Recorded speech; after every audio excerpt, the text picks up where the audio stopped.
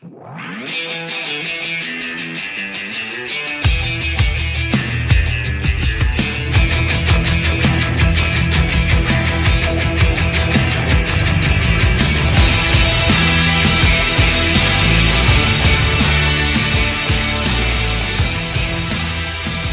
Price for Tuesday, November 12th, 2024, coming to you from the Nation Network studio built by Arbor Lee here at the historic Wall Center, downtown Vancouver.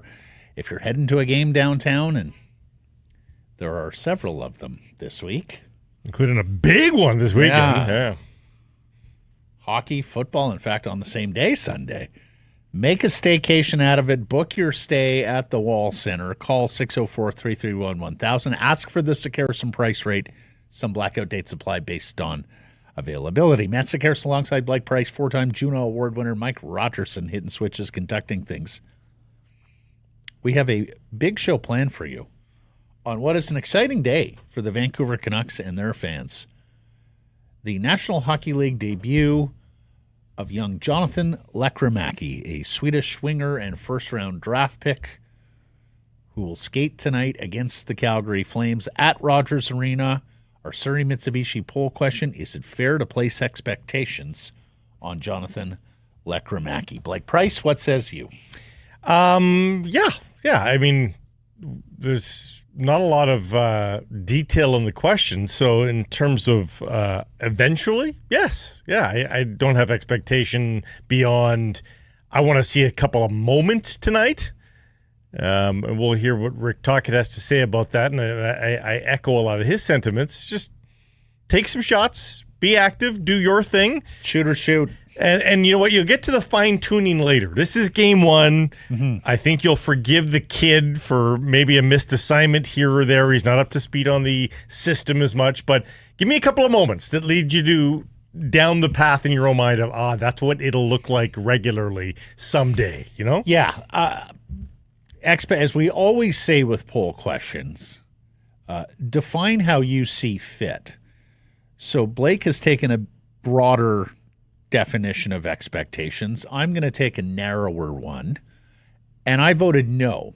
I voted no because this is a skinny 20-year-old with just 13 games of AHL North American experience, and he's going to ride on the top line in the Besser spot, at least best that we can tell. That's where he was at practice yesterday. He's got the draft pedigree and all that, and I just think it would be too big of an ask to anticipate that this guy is going to be an active NHL contributor to a winning team over a period of time. If you just want to look at it in isolation of tonight's game and show me a few signs, then sure, I think I'm on board with that.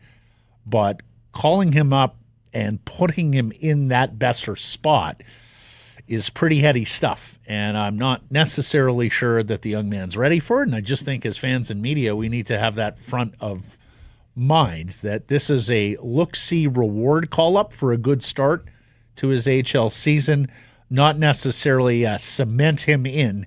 He's a Vancouver Canucks top six forward right now. Heck, Matvei Michkov had 10 points in 13 games and had trouble getting back into the lineup in Philadelphia. Well, so there's a Tortorella issue there, but I hear what you're saying. But right there and then, that's a good example. He's not Matvei Michkov. Like, Michkov was viewed as I'm not going to say generational because he was in the same draft as Bedard. But people said if he was a North American player, it would have been a Connor or Matvei That's right. draft. Like Michkov would have gone first overall in several. Michkov would have gone in front of Yuri Slafkovsky of the Montreal Nico Canadiens. Hischier. Yeah. Yes. Lekkerimäki is not that. Some people think the Canucks got a bit of a steal at getting him 15th overall. Thought he was closer to a top 10 talent. Fair enough. But, there's a distinction here between a guy who would vie if everything was perfect with where he was playing, to be a top overall draft pick or even a top 3 pick, and a guy who was hoping to squeeze into the top 10 and wound up going middle of the first round. But you know what? There are one-dimensional players aplenty in the National Hockey League. and you can just be a master of your one skill and be a heck of a National Hockey League player. From a Tyler Toffoli to a Patrick Laine, neither one of those two players, and they've had differing outputs at different parts of their career, neither one of those players is vying for a Selke. No. But, but they are certified National Hockey League scoring wingers. Mm-hmm. Maybe that's the trajectory here. I would quibble that Toffoli is more than a one-dimensional player, but I hear what you're saying. And that's another great point, Blake. I think he's going to have to be more than a one-dimensional player for Tocchet to trust him and play him regularly in the here and now. And I don't mean necessarily tonight, because I think they're going to give him a look, and we'll hear from Tocchet in a second, where he basically says, go out and play your game. He understands what this is and what this isn't, and what this isn't is a young man who's a fully formed National Hockey Leaguer who is going to be specific on all the details, particularly the defensive details that the Vancouver Canucks ask of their wingers. That said, the hardest thing to do in this sport is to score goals consistently, and if he can do that, whether that's now or somewhere down the line, he's the type of player who you would give a little bit more leash on the defensive side of the puck. Ilya Kovalchuk, for example. Yeah. Right. Like, there were a lot of coaches that dealt with Ilya Kovalchuk's lack of attention to defensive detail because there were a few guys in the world who could score goals and create offense like Ilya Kovalchuk. He's extreme. He was almost spiteful in his lack of defensive prowess, I remember in his rookie year, Don Waddell, then the GM of the Thrashers, saying, is he a good defensive player? No. Is he ever going to be a good defensive player? No. But we're going to trot him out there because he's the best thing we've got. And boy, was he But the Daniel Sprong example is a great one to sort of tell you the fine eye that coaches look at these sorts of things and look at players in that. I mean, to a casual observer's eye, it's not like Daniel Sprong was giving the puck away, leading to direct goal-scoring chances, but he didn't jive with this coaching staff in some way, shape, or form. And so you just never know what it is that a coach finds a player lacking in. I think that's the Bruce Boudreau, Nils Höglander rule, that if you're going to be a 20-goal scorer, we need you to do a bunch of other things. If you're going to score 35 to 40, then we can look past, I guess, some of those other things. So anyways, we'll get to more here on Lekkerimaki. Last chance to take advantage of specials on 2024 models at Surrey Mitsubishi. When you trade in any vehicle for a new 2024, Surrey Mitsubishi is going to give you $3,000 above market value for your trade. You can take advantage of rates as low as 1.9%. An extended warranty on the 2024 PHEVs at no charge, plus a $1,000 credit towards winter tires, only while inventory lasts, and only at Surrey Mitsubishi, 13820 104th Avenue in Surrey, or online at surreymitsubishi.ca. We'll get to our top story, brought to you by Yellow Dog Neighborhood Brewing, Foolish Winery. It is Jonathan Lekkerimäki's National Hockey League debut. He's the 15th overall pick in the 2022 draft. Only one player drafted ahead of him has yet to make his NHL debut. He becomes the 30th player from this draft class to play an NHL game. He has played 13 American Hockey League games split over 2 seasons. You might remember he came over late last year after the conclusion of his Swedish hockey season. And in those 13 games, he's got 6 goals, 3 assists, 9 points. He's a -6, -8 this year. Last year, he really got his career back on track and that prospect status flourishing again. You may remember it was a difficult 22-23 season for Lekkerimaki. Got benched in the World Juniors, really wasn't producing all that much back in Sweden until he got to the playoffs, where he knocked off 15 points in 15 games, and that really was a springboard for him to last year when he was 19 goals and 32 points in 49 Swedish Hockey League. Those last 2 seasons playing against men in professional leagues, of course. And, key for us to remember here is that, while the physicality may not be what he is used to. He has taken those incremental steps each and every year from the Allsvenskan to the SHL, and now he hasn't had a season in the AHL, but he's certainly played, playing a dozen games gives you a pretty good idea of what that feels like. So he's made these incremental steps now. Yep. And I don't expect him to be a full-time National Hockey League player, but this is a reasonable thing to do. Give him 2-3 games here in a week, send him back down, but give him that learning. Give him that learning. And he may well be the guy sent down when Dakota Joshua is ready to play, which could be as soon as Thursday against the Islanders. Should also note, because he had the poor World Juniors the previous year, he came back with a vengeance, with 7 goals in 7 games last year for Sweden, 10 points at the World Juniors. Look, he is a lanky, skinny goal scorer with an elite shot. Now, those who have watched him think the skating needs to come along some to be a great NHL player, although, not a poor skater. Think he needs to play inside a little bit more, although has been showing, to your point, signs that he's willing to play in the more competitive areas of the ice. And, of course, the defensive detail, which is the case with a lot of young players, particularly goal-scoring wingers. But he's a pure goal scorer. He is a great shooter of the puck, and I think you're going to see that tonight as he makes his NHL debut. Why? Well, because the head coach told him to. Here's Rick Tocchet on what he wants from young Lekkerimaki in his first game. We have some system stuff we want to give him, but I'm not going to sit him down the next couple of days and overload him. I think there's 1 or 2 points. Let him enjoy the day. Let him practice with players. And you're hoping like a JT Miller grab him, hey, on these situations. Well, I shouldn't say hope. They do. Quinn Hughes. Hey, how to handle certain situations. So it's almost like you give him a little pieces here. But the only advice he gave him, we had a 2-on-1 drill yesterday, and he was trying to pass. And I said, just shoot, man. You're the shooter. Don't worry about it. Guys aren't going to be mad if you pass the puck or if you shoot the puck. So that's the only advice I gave him yesterday is be a shooter tonight. And I think that's wise from Tocchet, particularly not the not overloading him part. Yeah. You have to think the young man has a lot of things swirling in his mind, including his parents making it over here to see his NHL debut. Connor Garland this morning said he was in his group in training camp, called him an underrated passer. So, the hope here is that he becomes an elite goal scorer, but also, isn't that Cy Young Award winner where the goals far outweigh the assists, that he's a more complete offensive player. We talked about a little bit yesterday how excited Canucks fans are for this debut. We can all remember Brock Besser back in Minnesota coming out of the University of North Dakota with his parents there at the time. Of course, his late father now, Duke, and his mother announced the lineup there. Nice touch from Willie Desjardins. Brock went out and scored that night.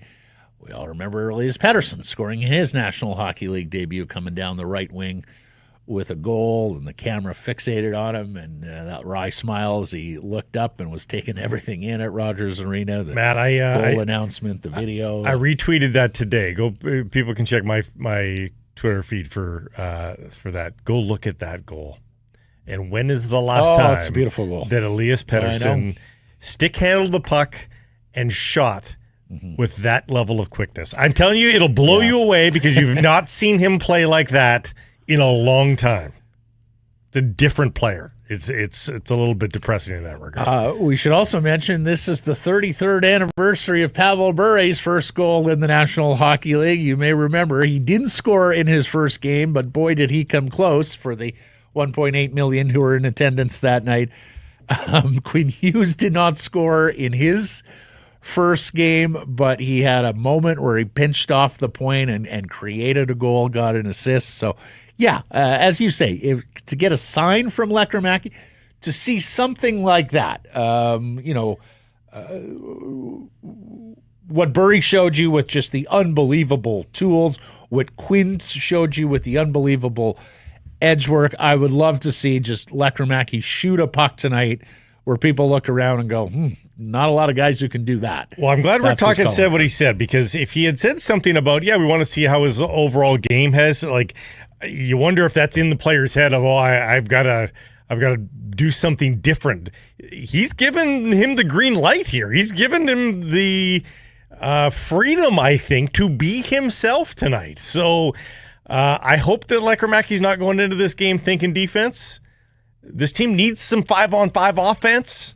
Yeah, I hope he's jacked to score a goal tonight. And of course, he is in this spot. It could have easily been Daniel Sprong, but the Vancouver Canucks chose to move on from the BCHLer Daniel Sprong.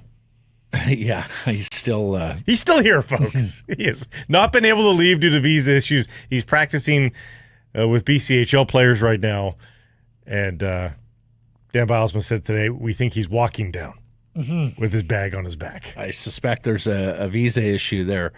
Yeah, it could have been Daniel Sprong, but the Canucks decided against that, decided to move Sprong to Seattle for future considerations, which is basically just a giveaway. As mentioned, Dakota Joshua is not available tonight, so Archie Baines has been recalled from Abbotsford and anticipate that he will play. Just one other thing in cleaning up all the roster matriculations of this weekend with the Sprong trade and the Lekkerimaki promotion and Baines going down and then coming back up. Yesterday we were talking about what was the cost of the Daniel Sprong what was the cost of the Lekkerimaki call-up? And you mentioned, well, it came at the cost of Daniel Sprong. Didn't have to, but sure enough, that's the way it was.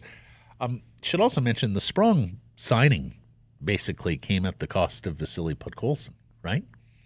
They decided to sign Sprong later in the summer, and the next thing you know, they were moving Vasily Podkolzin out to Edmonton for a draft. Now, the book is not closed on Vasily Podkolzin still. He's a relatively young player, but that immediate regret that Canucks fans were a little bit worried about, that, hey, what if the Oilers put him in a really good position to succeed, and he does? Well, guess what? They put him in a fabulous position to succeed. And I am very disappointed that Vasily Podkolzin has not been able to seize that. As a guy who once towed the line for this player within the Canucks organization, there's not going to be any immediate regret on Vasily Podkolzin because the Oilers have leaned on him and he has not been able to lean back. What are our friends at Yellow Dog and Neighborhood up to? Well, a reminder that the 4-packs of Chase My Tail Pale Ale, the tall can 4-packs, they're on special throughout the month of November. That is at your government and private liquor store. So go check out the best-selling Chase My Tail Pale Ale today. You okay? Just having a bit of a headset issue. Oh. I'm only getting volume in one side. So I'll just... It's just annoying for you, isn't it? It's just annoying. I'll move on. I was hoping there was a quick fix. Try spinning the little thing. We usually have several backup headsets around, but I can't immediately find them. Did you spin the connector? Spin the connector. Spin it inside the jack there. Yeah. So I'm just going to carry on. I think it's a wiring issue here at the attachment point. Thank you, Blake. Okay. So I'm just going to carry on. And honestly, if the one side that doesn't work is the Blake Price feed, that's okay too. I was going to say. So long as I can have communique with Mike Rogerson on the talk back, then I'll be. If I could have one here too. Okay. Why does he get the good ones? Don't need to hear what he says. Why does he get the good ones? Okay. So Dollywall says Besser is going to be out a while, that this is more than just day to day. So Lekkerimaki here tonight, Dakota Joshua on the comeback trail. I think we're going to, I think, and of course, Besser, this will be the second game that he missed after that terrible hit from Tanner Jeannot in the LA game last week.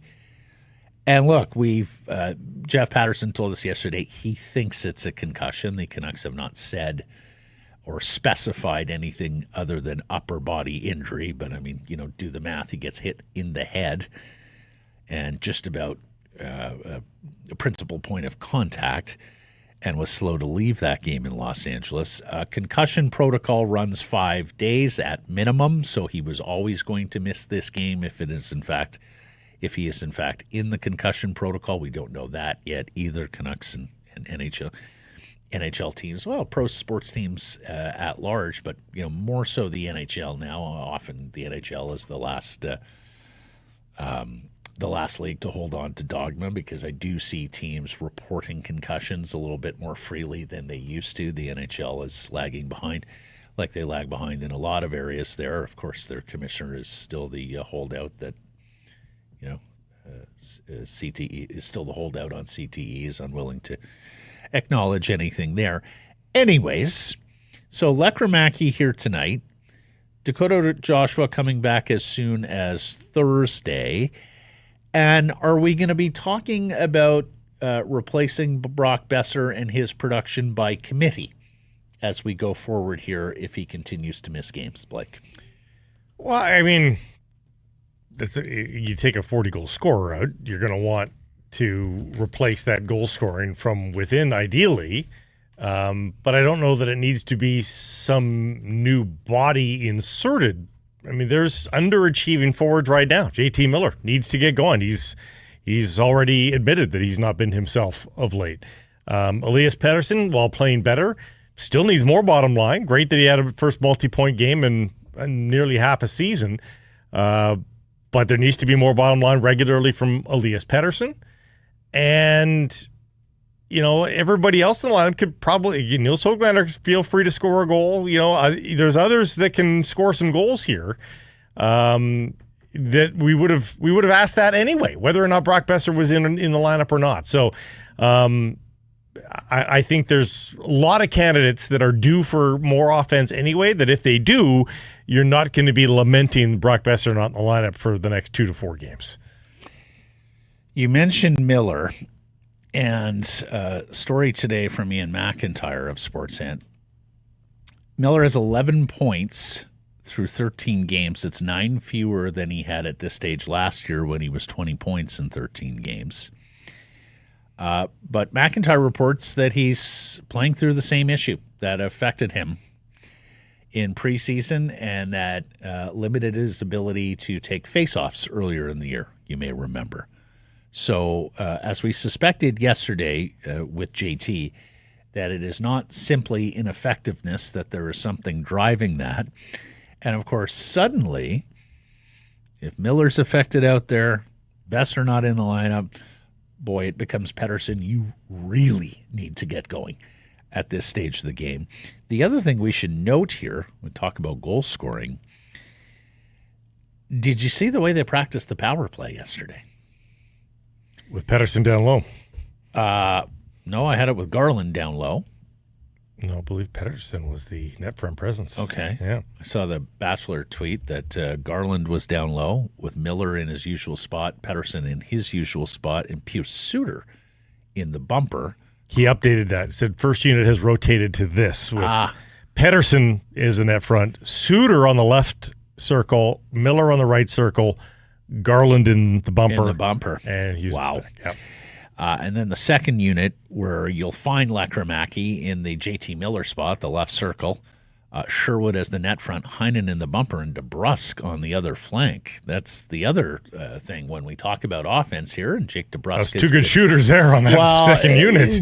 DeBrusk has been better here, but he also is going to have to really step it up if we're talking about no Besser and a somewhat limited JT Miller. So we'll see what they do on the power play tonight, Blake, but boy, would that not be a salve for what ails these Vancouver Canucks. I mean, the power play continues to be a head-scratcher for Vancouver. And look, it's at 19.5%. That's 15th in the league. That's middle of the pack. But I think you have designs on being better than that, given the offensive talent you're able to throw out there. I mean, there are very few defensemen that walk the line like Quinn Hughes does. There are very few teams that could put guys the caliber, especially the caliber shooter, JT Miller and Elias Pettersson on the flanks, let alone a 40-goal scorer when he's healthy, Brock Besser, in the net front. So the power play would be great if the power play got going here and started producing at a better clip in the absence of Besser and with Miller fighting through this injury. I don't mind Pettersson as the net front presence, but we need, again, I mentioned the quick hands from the opening goal of his NHL career. we haven't seen those, and that's what you need when you're going to be the net front there, is the pass is going to come down low and a little dart to the edge of the crease and backhand, forehand, whatever, but the hands need to be quick. So if this is what spurs him on to refine those quick touches, by all means. But right now, the way that he's been playing, I'll need to. Now, he's a good tipper. He's always been a good tipper. He'll still have that in his quiver, but I would like to see the other parts of his game, which we have not seen in a long time. He's a good tipper. He's a good tipper. Ask Vancouver 22% every time. Is that good now? It's ridiculous is what it is. But yes, that's usually the third option. 18, 20, 22, isn't it? 15 is not even on the menu anymore. I thought it was 18, 20, 25. 25? I've never seen 25 suggested. Mm-hmm. Blake Price, not a good tipper. I think we've just figured that out. Well, what's a good tipper nowadays? Well, 20%. 20%. My God. Not a chance. No, then I am not a good tipper. I'm not getting 20%. 18% would be the tip of the iceberg, pardon the pun. 18% is a lot. Are you kidding me? Is that including the tax, or you tipping without the tax? Whatever the handheld gives. Now you tip on the tax too. Yeah. So all the that more reason. Used to be the case. All the more reason. My dad, when he gets the bill, always looks at the subtotal before the tax and wants to tip on that. Anywhere else in the world, you tip 18%. I tried to tip 18% in Amsterdam, and they were like, "Do not! This is ridiculous." It was over. They would not allow it. If you tip 18% in Vegas, you're the cheap Canadian. Really? Mm-hmm. I have heard this in Vegas a number of times, that Canadians don't quite tip as well as Americans. And of course, in Vegas, you're tipping for everything. And you're tipping at pretty large subtotals, too. Mm-hmm. Okay. Off on a tangent. Did you see Mike Rogerson slyly got me a new headset? Yeah, there? the NASCAR pit crew change there. That was fantastic, yeah. Mike. Well done. Did we get the L-Dog read in while we were doing all that? We did, yeah. Okay, yeah. good. Yeah. Flames, they're 8-5-3. Through 16 games, they have 19 points. They beat the LA Kings 3-1 last night, so the Canucks are hoping for a fatigued Flambe's outfit here. They lead Vancouver by 2 points for third place in the Pacific Division, albeit they've played 3 additional games. Vancouver comes into this 7-3-3. Kevin Lankinen is going to start for the Vancouver Canucks. More on that in a second with Coach Tocchet. And as JPAT tweets, somehow Dan Vladar is 3-0 lifetime against the Vancouver Canucks. Flames goaltender, despite a 4.13 goals against average and an 85.6% save percentage. A lot of that is weighted on opening night when the Flames erased a 4-1 first period Vancouver Canucks lead, came all the way back to win the game in overtime. It was a sensational opening 20 minutes to the NHL season for the Canucks, and then they put it on cruise control, much to their head coach's dismay. So, Canucks probably feeling a little salty about that one. They have some revenge or making up for lost points here against the Flames, and this is 2 very early season visits from Calgary. Remember, last year we saw Edmonton a whole lot early in the schedule, and this year it's their Southern Alberta neighbors who are here for a second and final time at Rogers Arena. It's a chance for them to right some wrongs, certainly. And basically, on the grand scheme of things, when you look at the standings and the roster of the Flames, this is much like the California road trip. Game you should win, especially at home. Mm-hmm. And the home record being what it is, like the Vancouver Canucks are going to face some criticism if they drop this one. This cannot be a loss here tonight. It's not a must-win, but it cannot be a loss. I hope we're not on must-wins at 7-3-3 in mid-November. Incidentally, the Canucks will travel to Calgary. They'll play the Flames on New Year's Eve, and then they play them again in mid-March in Calgary. But imagine they lose this game, Matt, and they are 1-3. Well, it's the NHL, man. No, but Matt. And they're 1-3-3 at home? Yeah. Yeah, that would be a shitty start. Like, nobody would have even put that in the realm of possibility. So what do you mean? It's the NHL. 1-3-3 for a team with 109 points last year? No, that's not. It's just the NHL. It's a small sample, Blake. Matt, find me 7 games last year where they went 1-3-3 at home. Probably not. They did not. They didn't come close to that. So, yeah, they've got to start winning at home. Go back several seasons. I'm sure there was a stretch where they only won 1 of 7 at home. But and they missed the playoffs. That's what I'm saying. So, perhaps when you look at the quality of opponent that's been here at Rogers Arena. So that first week, it was Calgary and Philadelphia, 2 lesser lights, and they dropped points in both places. Then they beat Pittsburgh, and gosh, Pittsburgh, it's terrible. Pittsburgh. Oh, Anybody see the Penguins against Dallas last night? 6-0 after the first period. They pull a goaltender. New guy comes in and promptly gives up 2 goals on 3 shots. Dallas absolutely destroyed Pittsburgh last night, and the Vultures are circling there on the Pens UFAs. Basically, everybody is available except for Sidney Crosby. You do wonder whether Rutherford and Alvin are tempted there by any players in their old organization. We've talked about the defenseman Marcus Pettersson, who's a UFA to be. There's some other bit part forwards there that might be useful on the cheap. And, of course, there's Malkin. He's got a no trade, but would he be willing to move on? Penguins management over the summer, Kyle Dubas said, hey, we'll be better. They got Sidney to re-sign, but we had long discussions in the summer. If you're Sidney, do you really want your career to end this way? Sitting there playing out the string with a bad team that's missing the playoffs. So I'm not entirely sure. I think there's still a long way to go on the 87 file and whether or not he's only going to be a Pittsburgh Penguin.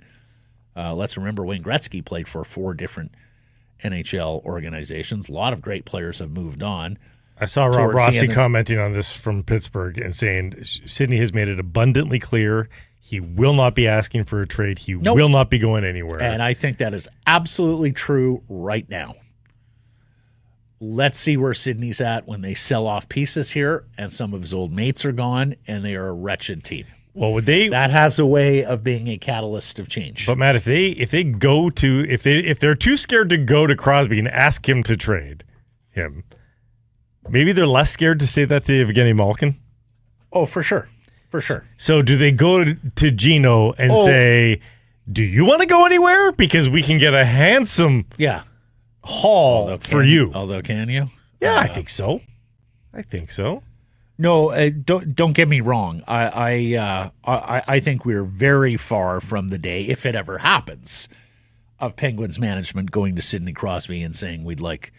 Malkin's got 18 points this year. Yeah, and actually at 6.1, that's a really good. No, it's only 1.5 more years. It's only 1.5 years. The way I would envision it is that at some point Sidney goes to the Penguins and says, "Okay,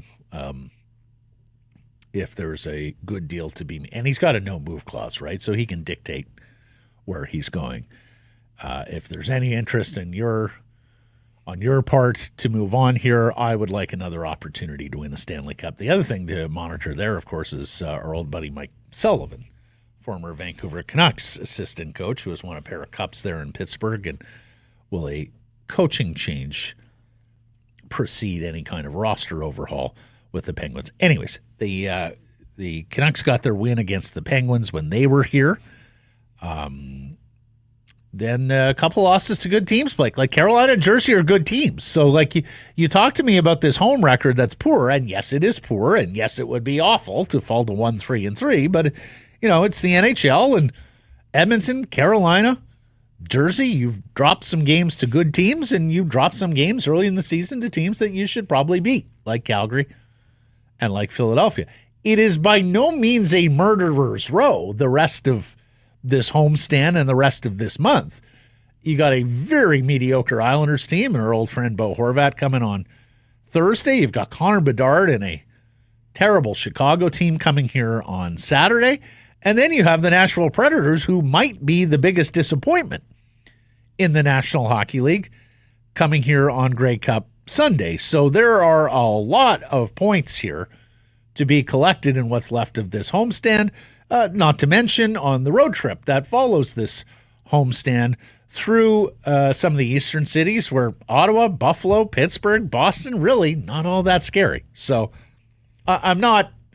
it's not 5 alarm for me if they lose this game and fall to 1-3-3 on home ice. It's not 5, no. Is it 4? Certainly 3 Can alarms. I get a 3? It's 3. Oh, it's 3 alarms. It's 3 alarms. Okay. Yeah. Just to quantify it. I mean, by the end of this road or homestand, you're well past the quarter mark of the home portion of the schedule. You'd like to be on the right side of 500. Lankinen's going to start. Here's Coach Tocchet on going back to the big suite, or Big Fin. Yeah, he deserves to play. But like I said, even if you had Demko or, Hellebuck, he plays a ton.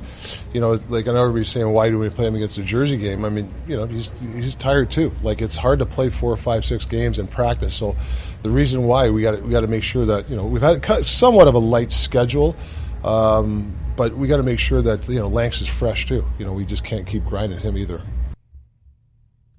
I mean, it has been a light schedule. There's no two ways about it. It wasn't kind of a light schedule. It's the lightest schedule in the NHL.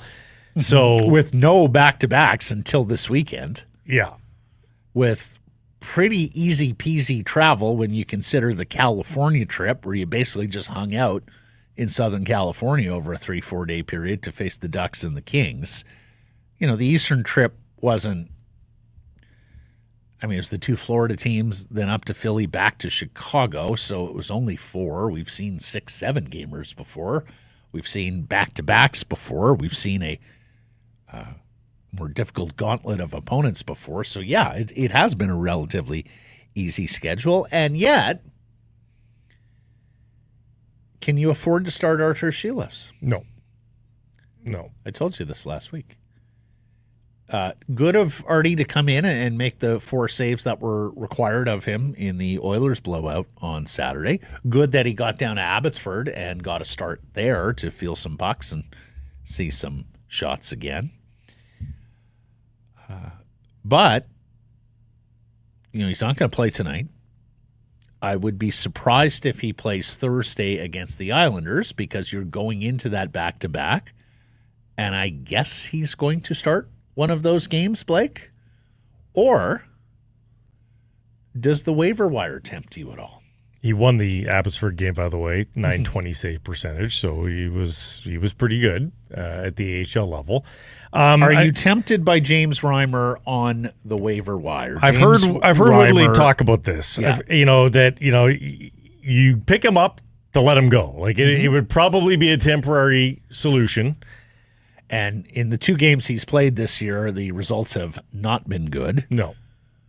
But he is a veteran National Hockey League goalie, and you have to ask yourself, at 36 years old, right here, right now, is James Reimer better than Artur Shilevs to make a spot start here or there until Thatcher Demko comes back, and then we waive him? 0 cost of acquisition, probably an easy cost of dismissal. You put him on waivers again, probably gets picked up by somebody else as well. I would assume that James Reimer's about to have a pretty annoying season in his career. Yeah. James Reimer is about to be that left-handed reliever who plays for 18 teams in the final few years of his career. Now, I think there's probably a bunch of people out there who are like, no, give Artie one more chance to redeem himself. And there's a part of me that wants to agree with that. Yes, and look, I would not be at all surprised nor critical if that's what they want to do.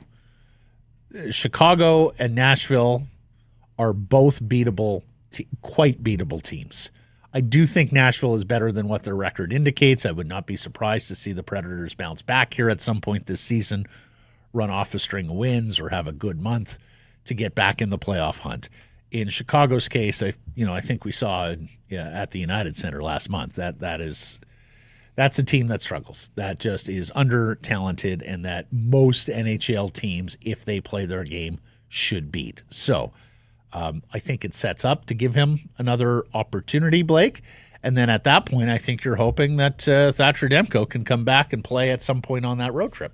The timing would be about right. Again, they say they want to have 2 weeks of full practice for Thatcher Demko. And I guess we count a couple of days ago as the first day of practice, full Yeah, practice. I think we. I think It was the Saturday's practice. What it was? No, Sunday? I thought it was in L.A. Wasn't he in L.A. there practicing The with his full team? practice. He took shots and they practiced. Anyway, I guess the clock is running on that. Either way, it gets you to the Senators game in Ottawa on the 23rd. Yeah. So I would say at the earliest. Yeah. Between then and the first, I think is a reasonable expectation. Yeah, and we know our friend Yerke will be at that game because that's where he lives. So we'll be sure to look for him and hope to find an error or an omission somewhere. Okay, so I asked because the Jets just claimed Kakinen, and they're 14-1. And they've got Eric Comrie. And they got Eric Comrie, and they thought, no, let's get another goaltender in here. So wouldn't be unprecedented if the Vancouver Canucks, who you may look at and go, well, I mean, they got Lankinen's been great, and they got Demko coming back here at some point if they went out and made a bid on Reimer. One more note on this game against the Flames, and it's got to be a big disappointment for them and for him because he just signed the one-year deal. Remember when Anthony Mantha signed in Calgary for just the 1 year, Blake, and we sat there and looked at it on July 1st and went, decent player and very little cost to acquire him. It was one of the more surprising contracts to me on July 1st by way of bargain that he settled for a 1 year deal at $3.5 million as a 30-year-old. Now he got a modified no trade clause in there, a 8-team no trade list. But I thought for sure that's a multi-year guy, and he's blown out his ACL. He's going to miss the year, and you wonder whether there'll be any lingering bad blood. You'll remember that Mantha went and picked a fight with JT Miller after Miller hit and injured Calgary's Kevin Rooney in that opening night game. Mantha won't be there anymore, but the Flames were some upset about that hit on Rooney, so we'll see if there's any carryover between these specific division rivals. The other story tonight is the return of Andrei Kuzmenko, who is on, what, 1 goal? 1 goal in 16 games. And you forget, perhaps, how good he was when he became a Calgary Flame. He was excellent in that, Last year, he ended up playing 29 games for the Flames, believe it or not. He was almost a point per game. 25 points in 29 games, 14 goals in 29 games. So that's a 40-goal pace, effectively. But he's scored all those goals late.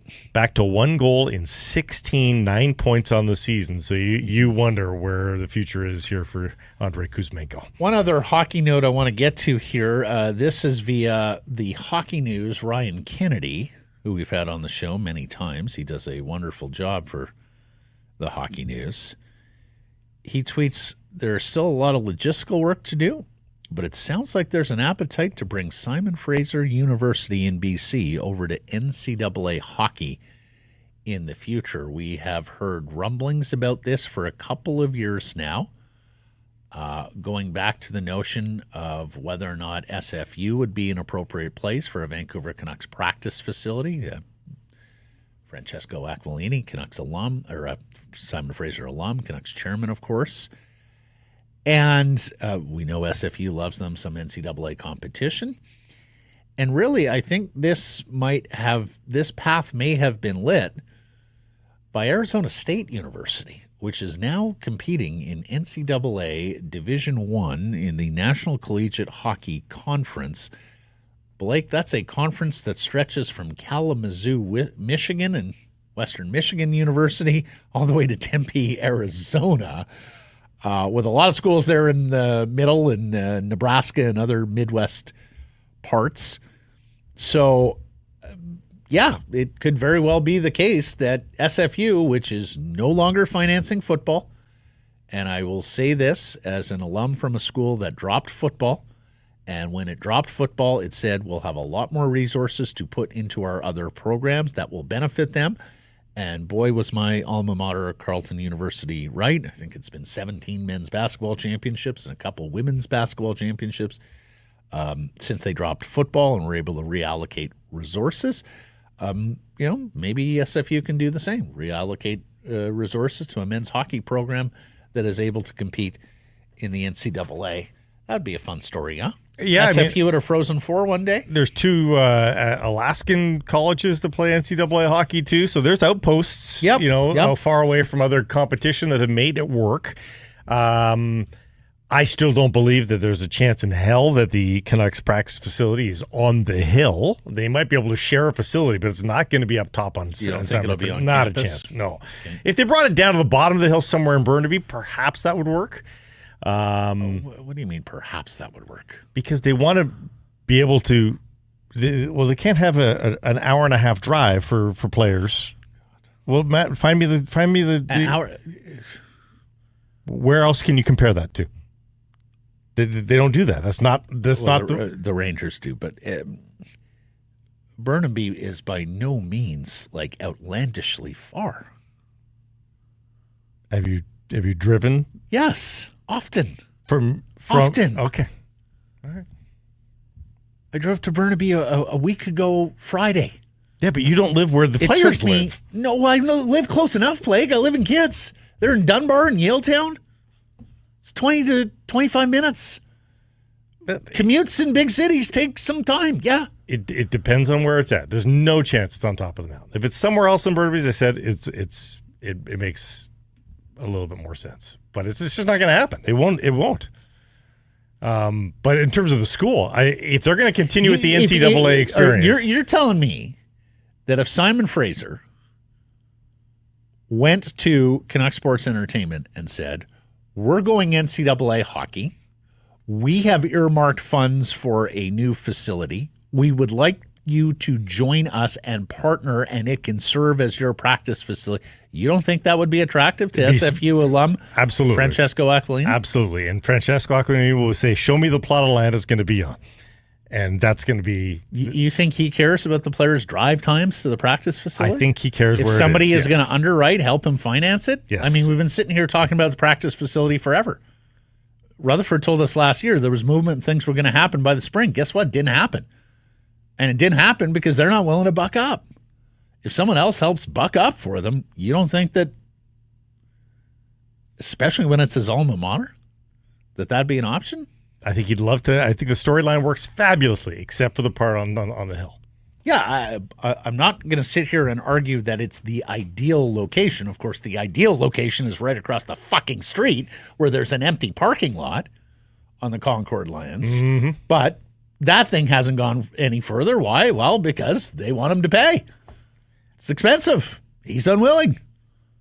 I think the other part of the story, though, is whether or not SFU is going to continue with this NCAA dream. Oh, Jesus. Don't get me started. I mean, I have never once heard a coherent argument from anyone at SFU as to why that is beneficial to the school and the student athlete. Yeah, and you've done it for long enough now. The only thing I've ever heard is, abandon it. This is what our founders wanted and envisioned. Yes. Great. It didn't work. Bunch of old white men from the middle of the last century thought that this was the way to go. Guess what? Yeah. They're wrong. Yeah. Just go play U Sport football. You've got a natural built-in rivalry with UBC. You'll do the Shrum Bowl every year. It will be a community event. Yeah. You'll develop rivalries, or at least spend a whole lot less time on airplanes, in airports, on buses, what have you, going to play the Dinos and the Golden Bears and the Rams and everybody else in Canada West. Go play Canada West hockey. Like if you were playing UW and Oregon and competing at that level, it would make infinite sense to me because, of course, the dollars would be there as well. But when you're playing Oregon Wesleyan, well, also or Idaho State, or let alone some of those Texas schools they wound up playing and getting shit kicked by, in what world is that benefiting your university? They also said they wanted to be able to give away scholarships and all that sort of stuff that at the time, of course, forbids. It's a little different now, and I hear you, and that's how they were able. But it didn't really play out. Well, back in anyway. the day, that's how they were able to attract like Ontario guys like Julio Caravata and Orville Lee to come on out and again, play for the Klansmen, which has had to change as well. So, yeah. But also, I can't say I have the biggest faith in SFU administration. And I also don't think that NCAA department. hockey is going to bring the people to the yard because the hotshot tip of the iceberg prospects are through the Langley Event Center playing the Vancouver Giants each and every week, and they do Vancouver Giants crowds. Yeah. You know, well, Blake, that's the one thing is, we call ourselves a hockey country, but really, there are not many big cities that support hockey outside of the NHL. No. Like they're talking about putting an OHL team back in Toronto, and the people who have covered that league and observed that league for decades went, it has never once worked here. It has never worked in the GTA. No. Not in Brampton, not in Mississauga, not at St. Mike's downtown. The Memorial Cup is the perfect example. Yeah. If we were a hockey mad country, Absolutely. the Memorial Cup would be a huge deal, and it's not. It's a huge deal for the 4 teams. Yeah. Although I think the Memorial Cup has a little bit more capacity. If sure. The governors of the CHL It's got every bit of potential. Reimagine it as a Final Four, a single elimination over the course of one weekend, where I think you could bring more people to the yard because it doesn't ask you to pay attention over the course of 9 days and 2 Who's weekends where? Yeah. and a round robin and a page playoff. Yeah. I mean, it should not be operated like a Briar or a Scotties. It should be operated like a single elimination tournament. That point, what am I watching tonight? Oh, I got 2 semifinals in the CHL, and then we got the final on the Monday or whatever the case if may you're be. going to do that, build a Briar patch, for God's sakes. Then I'll go. There you go. Yeah. Just provide him a funnel with beer, and he's there. Simple. Okay, one We've been very tangenty here in the opening segment. Yeah, we have. A lot of tangents today. Yeah. And we're very long and late, so let me get this last note in, and we will move along. But sad news from the capital today in Victoria, where we learned of the passing of former British Columbia Premier John Horgan. He was just 65 years old. It was his 3rd battle with cancer, this time thyroid cancer, which was diagnosed in June. He had been living in Berlin as Canada's ambassador to Germany before moving back here to his home, British Columbia, for end-of-life care. He did our show several times over the years, Blake. I still remember being gobsmacked when he was outlining his plan for Vancouver to be the NHL bubble. You remember that? Mm-hmm. Despite everything that Dr. Bonnie was saying and Adrian Dix was saying at the time, he had this grand vision. Anyways, she kiboshed that. We didn't become the bubble, but needless to say, he was a huge backer of sports in this province, particularly his beloved lacrosse, home riding there in Langford, British Columbia, and was extremely successful as a politician, earning a record number of seats for the NDP once upon a time. We didn't always agree with his decisions and all that, but like with any politician, you're never going to be 100% in. I mean, only the most partisan, right? I mean, even on a sporting sense, even some of his sporting decisions we weren't 100%, but he was always willing to have a conversation about it, and even come in person to talk to us and about it. Yeah, he was happy to come to our old broadcast booth just down the street here when we were at the radio station, and he was happy to join on the he was a most accessible premier, willing to come on and defend and explain his decisions. It was a record 57 seats that he won in 2020 in that election, and was affectionately known as the premier dad, right? Yeah, he had that energy. Yes, he had that dad energy as well. Anyways, we pass along our sympathies and condolences to the family and friends of John Horgan, who served in the interest of British Columbia, served this province and did it well over his time as a MLA and then premier. Okay, let's get to today's menu. It is brought to you by Greta. Greta, fantastic spot to catch all the games, home and away. You're talking steps from the stadium, minutes from the arena, pregame, postgame, incredible street food menu there, and the arcade that everybody absolutely adores. Make it a game night at Greta. It's the place to be, 50 West Cordova. Let the games begin. Dave Hall of Canucksarmy, who covers Canucks prospects, is going to join us because of the Lekkerimaki factor, but we also talked to him about Archie Baines, about Danila Klimovich, Koskenvuo, who's off to a good start at Harvard, Sawyer Mino, who's off to a good start with the Seattle Thunderbirds. John Shannon will join us. He was at the Hockey Hall of Fame proceedings last night, and we are still stumping for former Vancouver Canuck Alex Mogilny, who absolutely has to get in, and we hope that changes to the Hall of Fame selection committee will pave the way for that. Time now for our Bet365 Bets of the Day, the segment brought to you by Bet365, proud partner of Sekeres & Price. I'm going with a Canucks prop tonight. What are you going with? Same thing. What do you got? Well, Pettersson is coming off a 2-point night, his first multi-point game since last March. As some of you may have heard, I made a big prediction last week that he would have 12 points over his next 8 games to get to 20. 2 down, 10 to go in 7 games. I like him to strike tonight. No Besser, so maybe more opportunity there by way of power play chances. He's back playing with Jake DeBrusk. Garland was quiet on Saturday. I don't necessarily see Garland being quiet again tonight.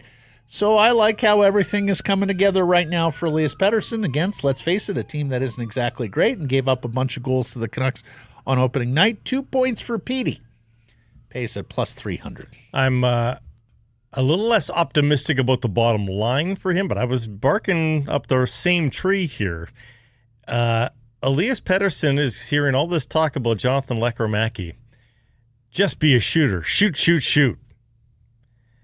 And I don't know that it's at the conscious level, but I think at the subconscious level at the very least, Matt, he's thinking, used to be my thing. I used to be the shooter. And he is shooting more in the last few games anyhow. I think Elias Pettersson gets to 4 shots on goal here tonight at plus 270. Yeah, I like that. I like that too. I like that too. It's not a competition with Lekkerimaki, but a reminder. Right. Shoot. Right. Yeah, exactly. Yeah. That he's a countryman as well, I think. Open an account with Bet365 today. Bet on a huge range of markets, so whatever the moment, it's never ordinary at Bet365. Use code NATION when opening that account. Dave Hall coming up next. I'll be honest, I don't get to many games anymore, whether it be at the arena or the stadium.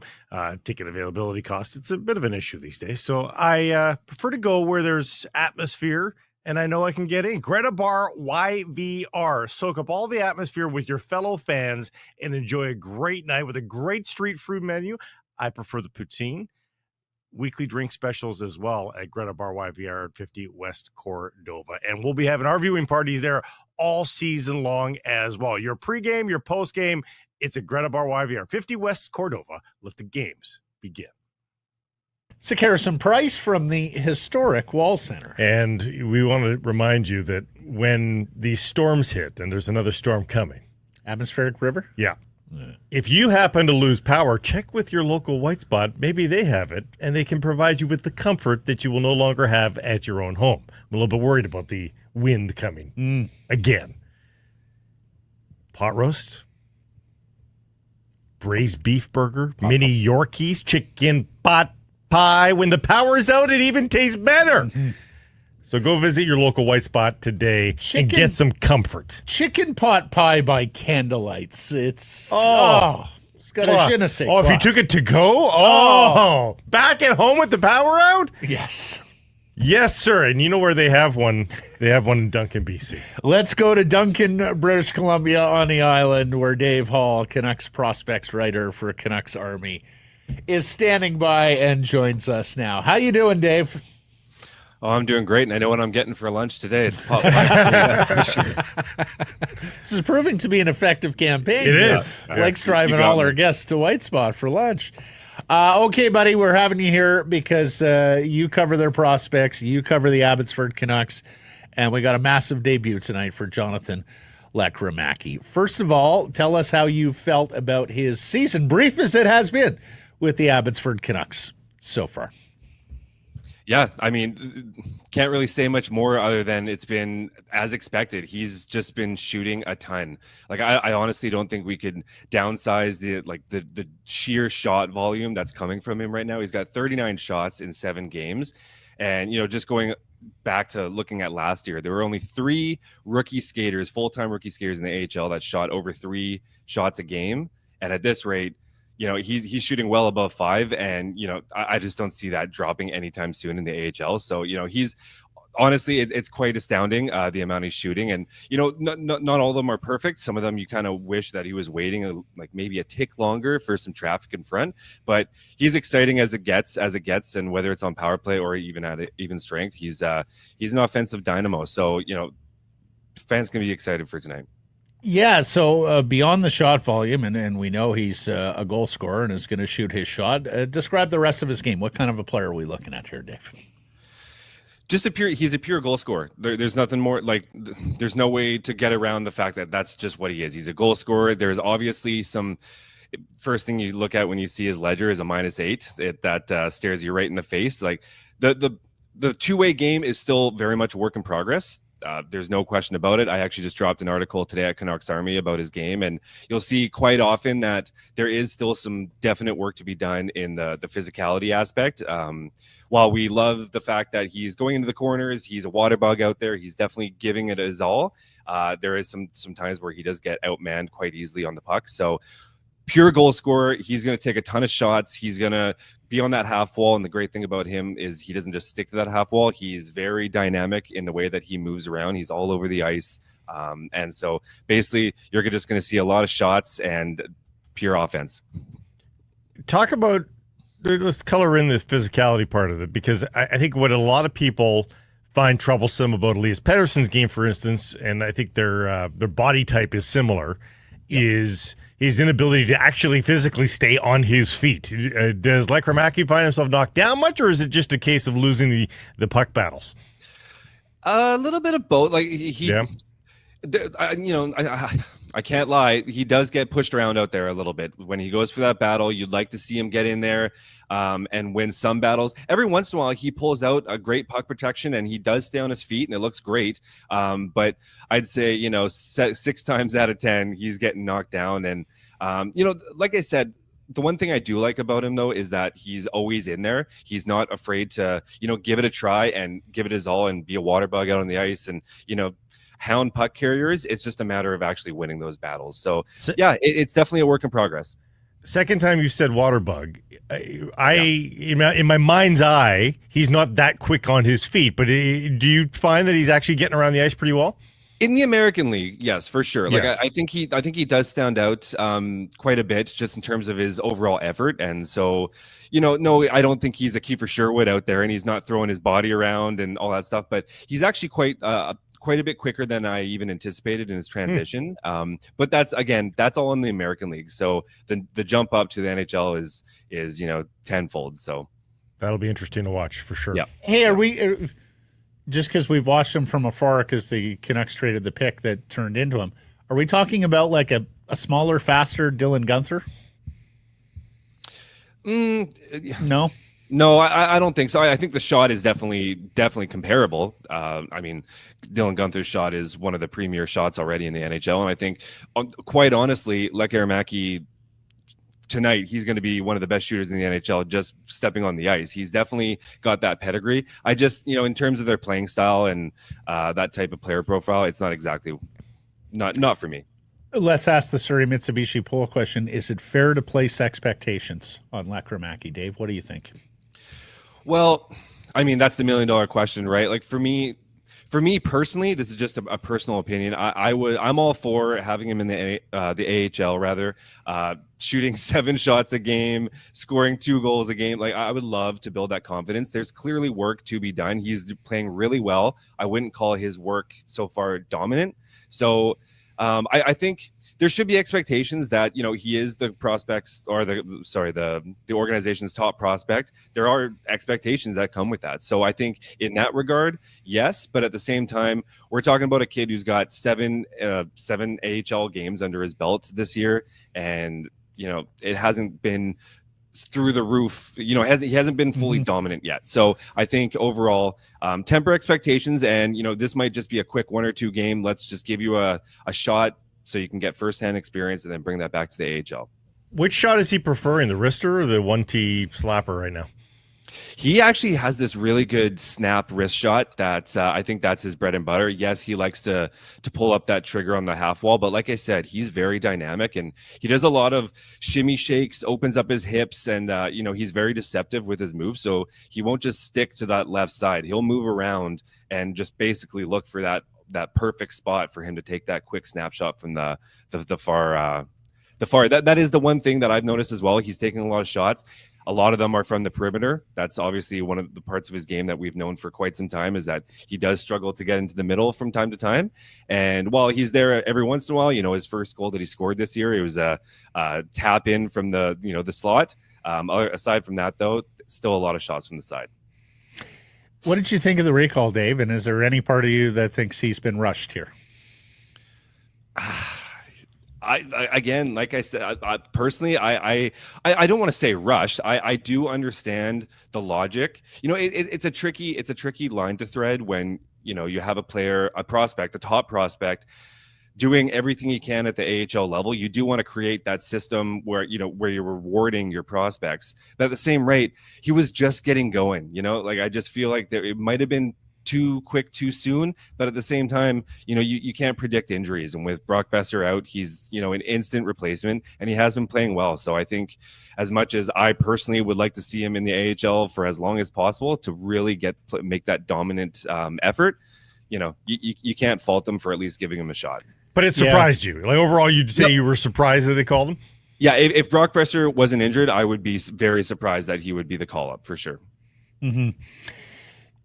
What would be a fair number of games or look-see to make a determination on whether he's the Besser replacement for next season if they were to let Brock walk? It sounds like they're rewarding the young man here, but it also sounds like there's some interest and curiosity about whether he can factor as a top 6 guy as soon as next year. Yep. How much would you need to see there, Dave? Well, I know, making that in term. Just even looking at this year, you know, his first game, he was fine. I believe he got an assist in his debut. You know, he was good, but it took him even a couple games in the AHL to kind of ease in. By game 3, he was the best player on the ice. He was shooting a ton, and I think he finally scored his first goal in his 3rd game.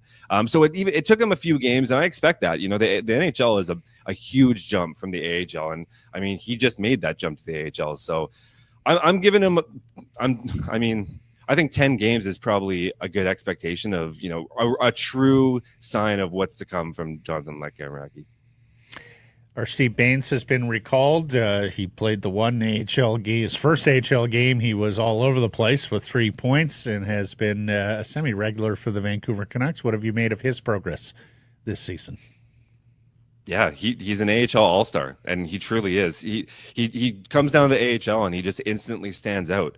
It's quite something. That's why last year, you know, when you basically everything you heard, it was true. He's so fast in the AHL. He's got all the skill in the world. He's a workhorse. He does all the things right at the AHL. So, you know, you gotta love what you see. And so when you see his game from the AHL, you think, yes, he's ready to play NHL games. Like he stands out. And then, you know, it doesn't quite click in the NHL, and that's just a testament just to how big of a jump that truly is, and why, you know, maybe temper expectations on Lekkerimaki just slightly, just give him a little bit of leeway, you know.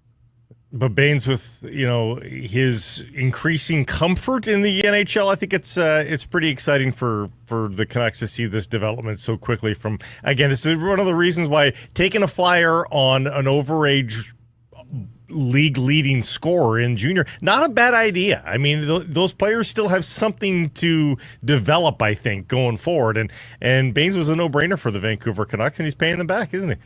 Well, you're seeing that in San Jose right now too. I wrote a free agent NCAA signing wish list last year, and Colin Graff was at the top of my list, and he's with the Barracuda right now, and he's lighting the AHL up. So I agree. I don't think there's anything wrong with taking a flyer on a 20-plus forward or defenseman that have done some stuff in the NCAA. I think it's a great idea.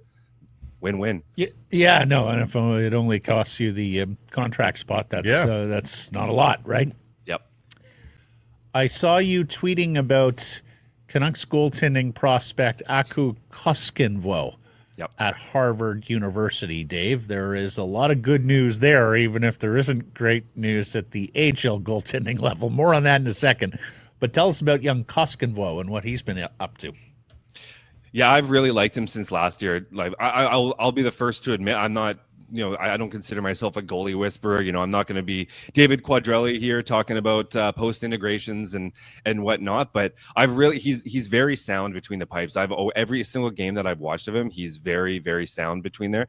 He's been with Harvard his entire NCAA career, and it seems every single time I watch him, Harvard doesn't score many goals, and they're allowing a ton. So he's keeping them in there. He lost his first game of the season 2-1, so he just wasn't getting any offense. And then he gets a shutout this weekend, makes 47 saves in 2 games, and he was the AC goaltender of the week for that.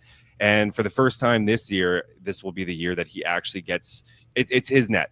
He's been sharing the net for about 2 years now, so he's been getting sporadic starts here and there, but this year it's him. He's going to get all the starts, and so far so good. I've really liked him. I think there is a possibility that we do see him in the spring. I just think he's proven what he needs to prove, and now that he'll finally have a year under his belt of being that number one guy, I think there's a chance that we see him.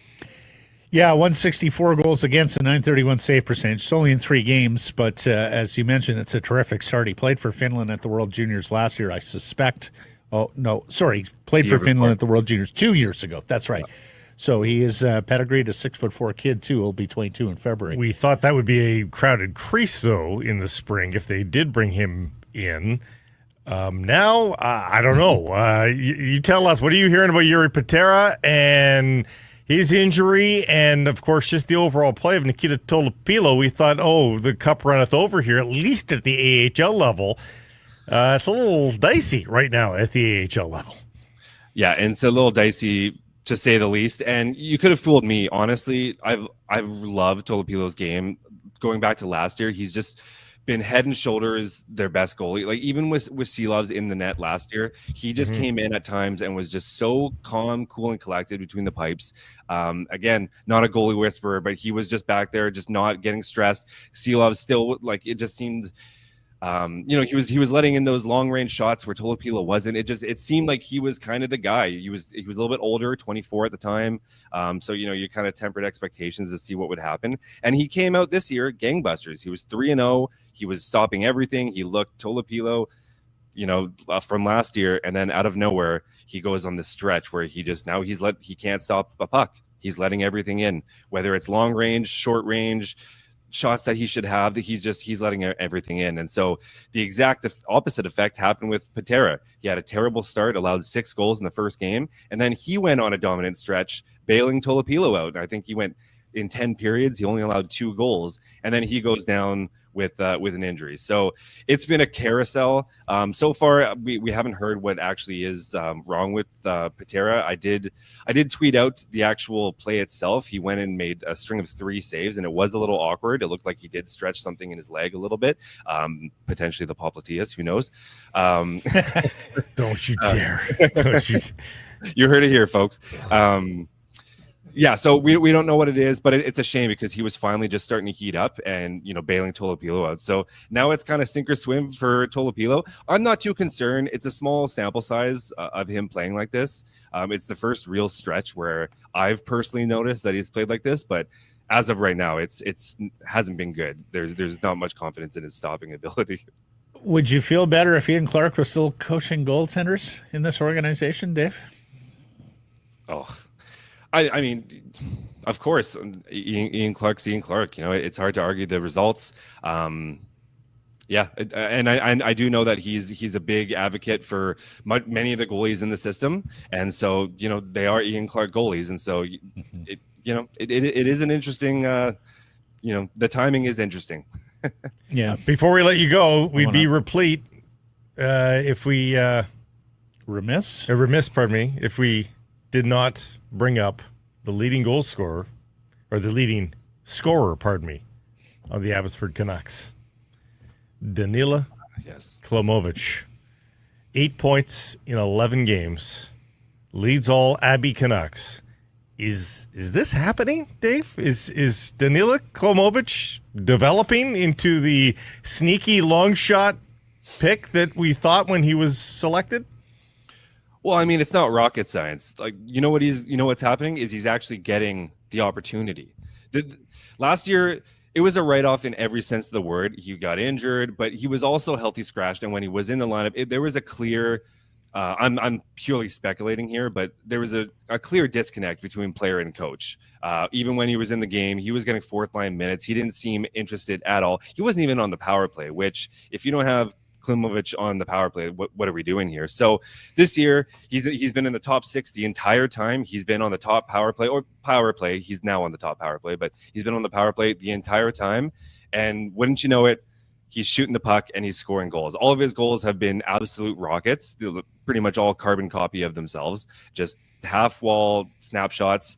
And because of that, because he's scoring goals, he's getting the confidence. He's going back to that style where he's going in and actually, trying to finish his checks and getting under opponent's skin. So it's been great. There's obviously still the flaws that we see. I'm still not convinced on the two-way game. There's still, some blemishes in his game that just show up. The IQ, sometimes he just makes plays that make you just not very strong plays, and so there's still a lot of work to be done, but at least he's still very young. We talk about him as if he's a 25-year-old bust, but he's still a very young prospect, and this is at least a step in the right direction.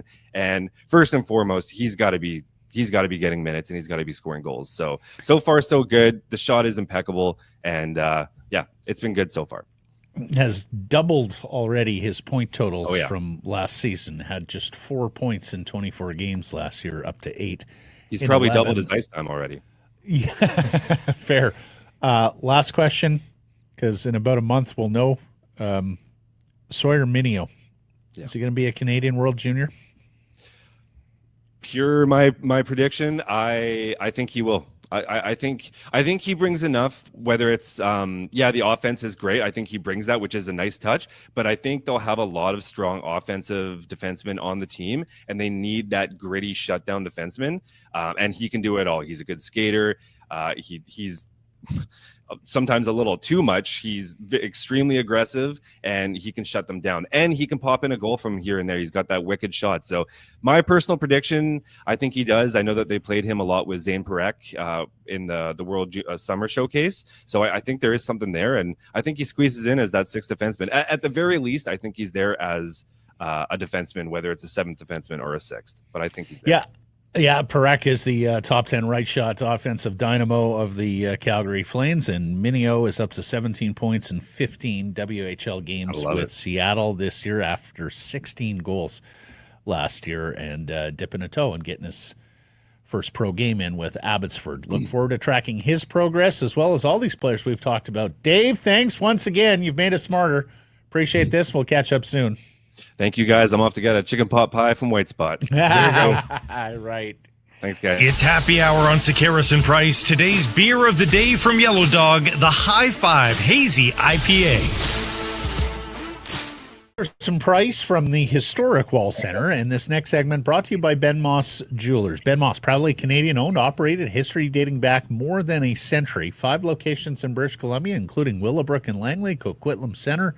Committed to customer satisfaction. You check out their selection of Canadian mined diamonds, lab-grown diamonds. They've got diamonds to suit your needs with payment plans. For more info, check out benmoss.com. Ben Moss, for the love of jewelry. John Shannon is the former executive producer of Hockey Night in Canada, the most famous man from all over British Columbia. And he joins us on Tuesdays. John, how are you? I'm great, boys. I'm great. great time in downtown Toronto last night at the Hall of Fame. Just a spectacular night, which is a broken record for me. I say it every year. So. What grabbed your attention last night? Who stole the show? Oh, I think two guys stole the show for me on opposite ends of the spectrum. And one was Shea Weber, who was as straightforward and professional and classic as I remember him as a player and as a person. And then Jeremy Roenick. Jeremy Roenick's speech last night was everything that we anticipated and more. You know, they put him at the end of the program, guys, because they were concerned how long he was going, or rather going to go.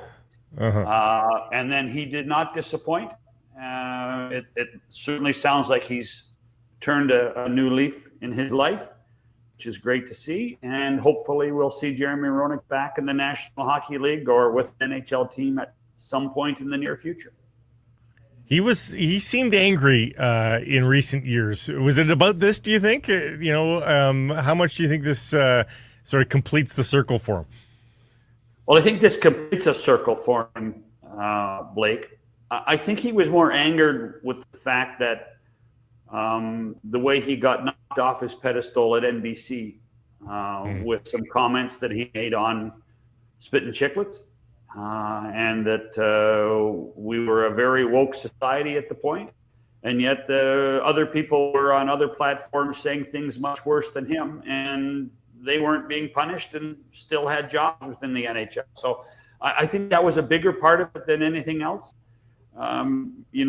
He's tried to mend bridges. I think last night was a big part of that, and perhaps we're going to see him hopefully. And my gut says in and around the Blackhawks in the near future, which would be a great thing for Jeremy and a great thing for the franchise. And speaking of the Hall of Fame, changes to the selection committee here, where Ron Francis elevates his chair, replacing Mike Gardner. John, you've been a critic in the past, saying that the selection committee in the Hall needs more transparency going forward. What do you make of today's changes and the possibility of more transparency in the process going forward? Well, the two new add-ons, Jerome Mogilny and Eddie Olczyk, I have a tremendous amount of respect for. I know they will hopefully add quality opinion and voting to the Hall. But I don't see, and certainly there was no discussion to the people I talked to last night, I don't see any change in the protocol of how a player gets nominated, how a player gets voted on, and who gets into the Hall of Fame and who doesn't. And I think that's far above what Jerome and Eddie would stand for, Ron Francis. I think it's more on Mike Gardner and then the board of the Hall to change that transparency, and I think it's important. I think there would be, nobody can dispute the 7 people that went into the Hall of Fame last night. And for the most part, can't dispute most of the people that go into the Hall. I do think it's important for people, particularly in 2024, when there's so much more transparency in everyday life, that we understand the process more. And perhaps there's a dialogue to begin, and over the next few years, we can see that change. There's still omissions, guys.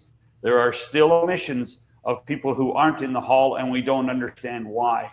The top of that list for me, again, a broken record, is Alexander Mogilny, who I believe should be in the Hockey Hall of Fame. Particularly when, we do, in the world of hockey, we do comparables. And we're negotiating contracts, we do comparables. I think Alexander Mogilny and Joe Nieuwendyk are comparables. Guys who started as prolific scorers and finished as two of the best two-way players in the history of the game. And I believe that Alexander Mogilny, with the Stanley Cup under his in his time with New Jersey, I think he deserves to be in the Hall. Go ahead. I was going to say fifth most prolific season goal scoring wise time. Goal, right? Well, and not to mention pioneer, trailblazer. I mean, the defection story and the cover of, the Moscow Net, like, it's just incredible. Our rule, can you tell the story of the game without that guy? You need that story in there. I think you need to have the Mogilny story to tell the history of the game, certainly the history of the Russian I player. really don't believe that he's been given the respect, not just at the Hall. I don't believe he's been given the respect in the game that he deserves. In the 100th year of the NHL, they did who are the top 100 players of all time. Alex was not on the ballot.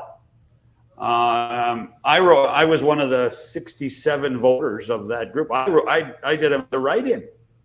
I believe so much in Alex Mogilny, and I do think that it's a classic scenario where he didn't, up until the end of his career, he did not play in a high-profile market or markets, and did not get near the respect he deserved.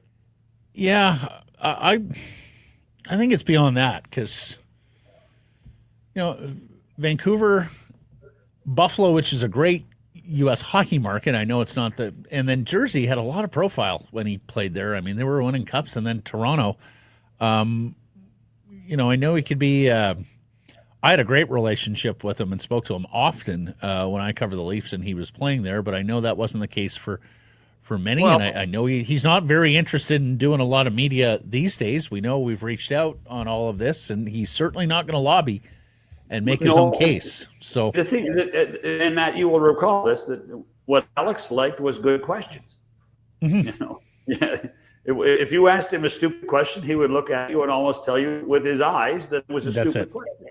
And so he loved intelligent conversation. I'm sure loves intelligent conversation. So I don't see that as a factor in all of this. I really don't. Okay. This is, there's something amiss that we don't know about why he can't get in, and I just don't know what it is at this point. And I have whined enough about it for the last 5 years that people now roll their eyes when I bring his name.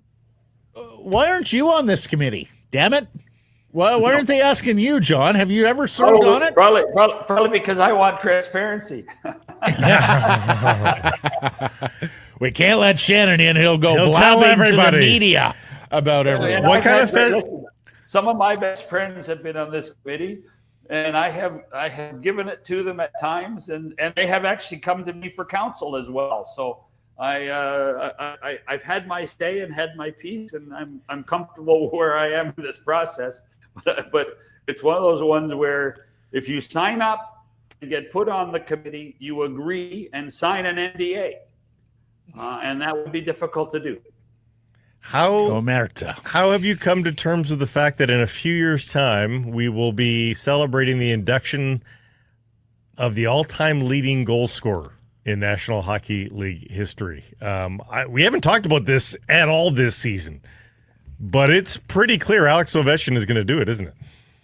Oh yeah, and the one thing to remember too, and I have mentioned this on a couple of other shows, is that while the top 85 or 90 players are playing in Boston and Montreal during the Four Nations face-off, Alex will have a rest. Alex will have 2 weeks off to refuel and replenish, and probably be heartier than ever when he comes back after the tournament in order to try to beat Wayne's mark of 894 before the season's over. He might need 10 more after that tournament or something like that, and he'll have a full gas tank to do so. Who knows? Well, the whole gas tank thing to me is key. He will be closer to full health. No NHL players in full health after the 15th of January. We know that. But this break will give him an opportunity to replenish that and be in much better shape before the regular season ends. Well, we can only hope he shreds an ACL and ends his career because, quite frankly, I think a Putin propagandist holding this record over Wayne Gretzky would be a very sad day for hockey. Yeah. Well, it's going to happen. Well, I know. Listen, we can, unfortunately, the politics do play a part, I think, at some point. But you know what? Yeah. This is, Russian hockey players are not the only Russian nationals involved in business in North America. And so if you're going to do that, where do you draw the line, Matty? That's a tough line to draw. Yeah. Well, I'm struck by the juxtaposition in this conversation of a guy who fled Russia because he didn't believe in that You're way right, of life yeah. to Right. celebrating a guy who has been the No, it's true. banner waver of Team Putin internationally. Or how about the whole concept in the last 7 days of people criticizing Wayne Gretzky for siding on Mr. Trump's side, but now supporting Alex Ovechkin? I mean, think about it. I mean, to me, it makes no sense at all. Yeah. Well, yeah. Strange overlaps. Yeah, strange overlaps. Very strange overlaps. And I do think Wayne Gretzky lost him some fans this week. Talk to me about the Canucks minus Brock Besser. It sounds like he's going to be out a while here, John. How much would you worry for the Canucks in their goal scoring without Besser? Well, you certainly have to be concerned with a bit of what the offensive prowess of this hockey club was or is. At the same time, it appears that our friend Mr. Pettersson is starting to play a little better. Jake DeBrusk is now playing better. So it's not as if you're going to go with 0 goals from that position. Whoever ends up playing in Brock's position will score 1 or 2. And the injuries of any sort are hardly something to be positive about. But if it's going to happen, it's better to happen now than in March. And so this team, it's funny, I think there's a lot of concern about the hockey club, and they look at their record in the 13 games with only 3 regulation losses, and you say, hey, they're in pretty good shape. Joshua's coming back eventually. Demko's coming back eventually.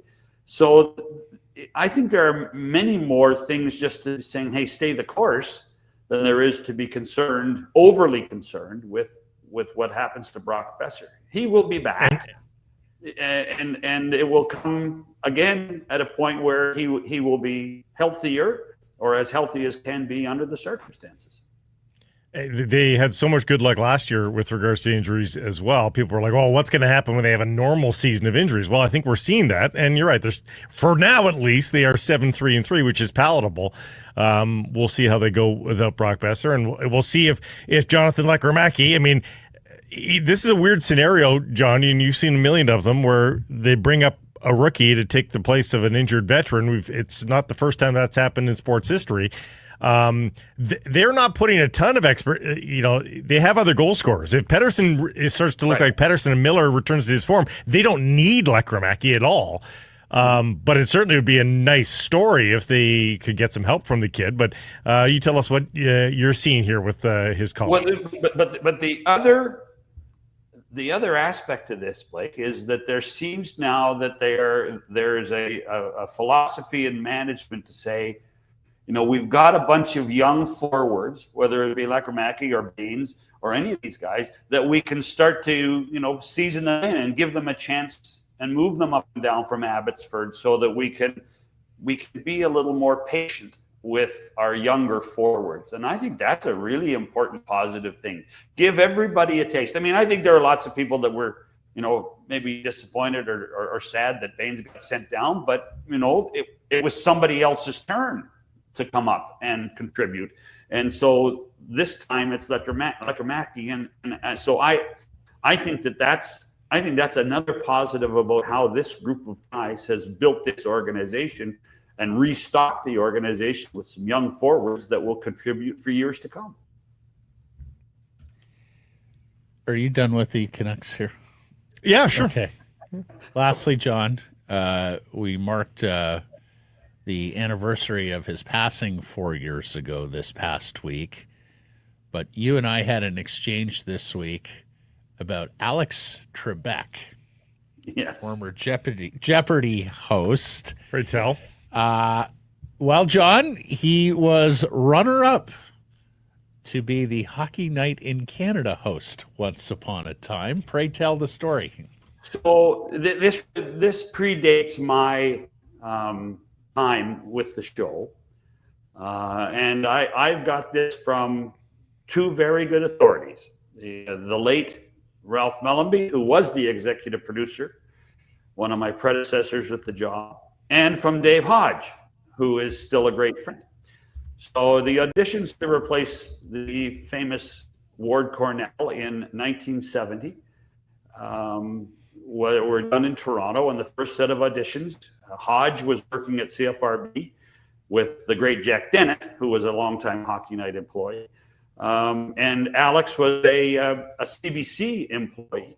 And so they went, and there were others that applied, but Hodge and Trebek were 1A and 1B.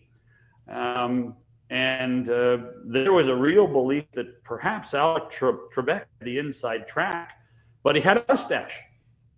The man who was running Hockey Night, Mellenby's boss, was a guy named Ted Huff. And Ted Huff said, well, Alex, or he said it to someone, said, listen, we should look at Trebek.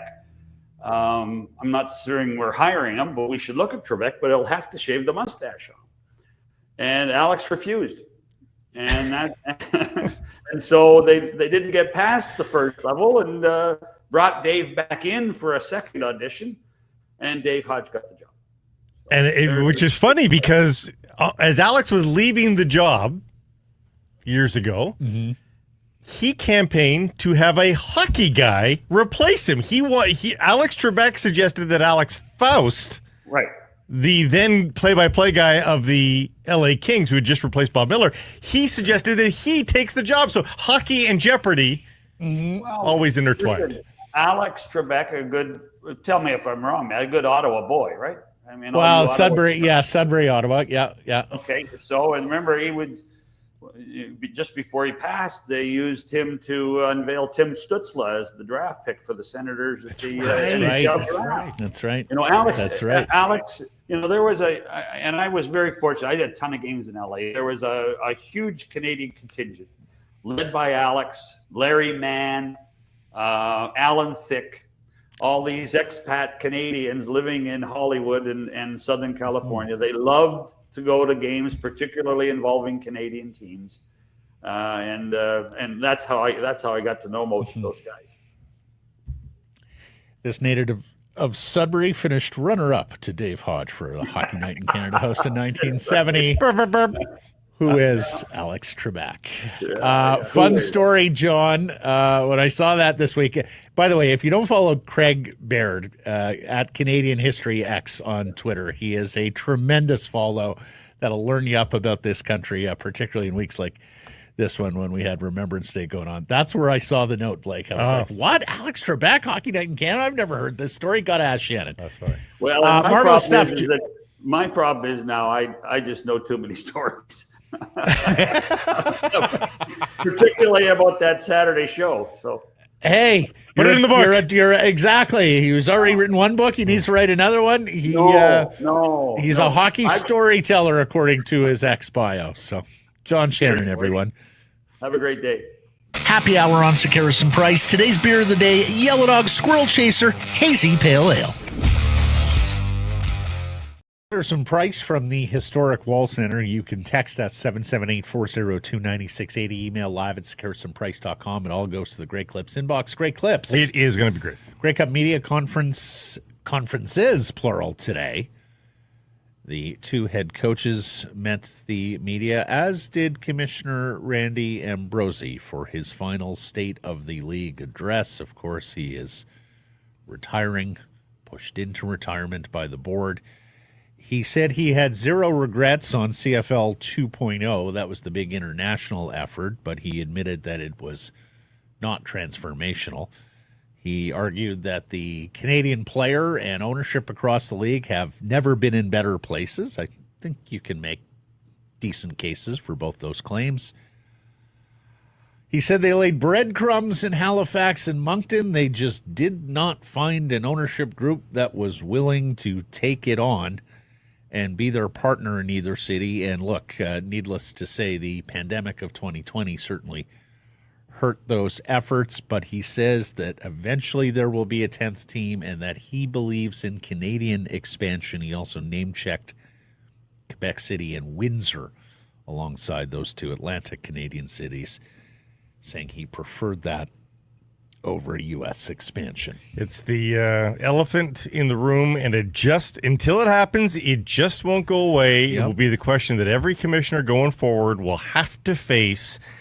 And the problem is that I have sympathy for the fact that they may not be able to answer it.